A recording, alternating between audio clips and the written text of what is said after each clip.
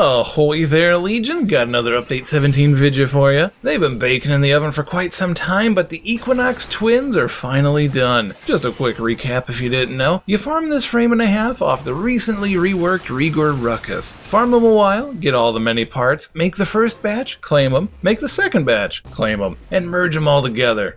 Claim them. At best, a total of 156 hours back to back, or 6.5 days later, you'll have yourself an Equinox. It's that easy. Now that you have one, how does it handle? All the abilities are split to work a bit differently depending on which side of the 10 coin you be running. Day frame is a bit more about damage and speed, while night frame is more about support and being tanky. You can freely swap betwixt the two with Metamorphosis, which oddly provides a buff. If you're swapping to day, your damage and speed get a boost, while swapping to night increases your armor and shield capacity. This buff weakens over time, and I'd much rather it just be baked into each form, but it be what it be. Rest or rage are applied to enemies. Rest puts them to sleep, though they will wake up if enough damage is applied, while rage speeds up enemies and increases the damage they receive. Groups of enemies can be affected by either ability if they are clustered close enough together. Pacify and Provoke are a bit wonky. Provoke increases the power strength of your allies at a minor cost to your energy per ability they use, while Pacify saps your energy depending on how many enemies are nearby. They will suffer a substantial damage reduction, but so too will your energy reserves. Pacify's cost is a bit too high to be very useful, at least for my tastes, but I use Provoke pretty often.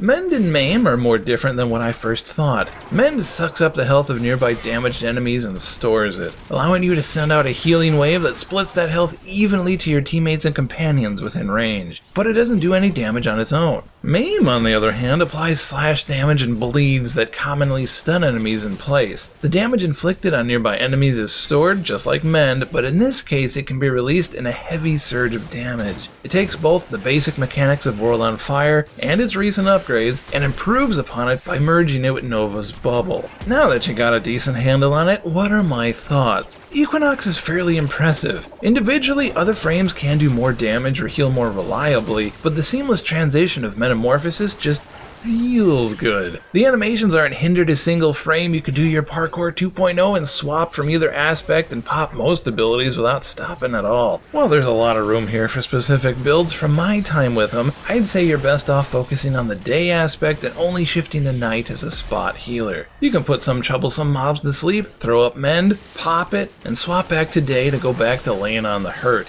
Again, Mend doesn't need to cook very long, as the amount you need to heal is much smaller than the damage you want to unleash on your enemies. Dedicated healers like Trinity are still going to be your go-to choice, but it never hurts to have a versatile frame capable of many roles, and more utility is always welcome to lend a hand. Our final verdict of the Equinox twins is most definitely a keeper. Their parts might be a pain to drag out of Rigor's cold dead metal hands, and the build time could be reduced, but in the end I think you'll have a great time with these two. An energy siphon aura mod will go a long way to let you keep casting stuff, and it has a built-in equilibrium mod as its passive, so you'll get a little bit of health when looting energy orbs and a little bit of energy when looting health orbs. Oh, and I want to add, it was really weird to level up at first because you're only locked to your first ability, which only lets you change your aspect.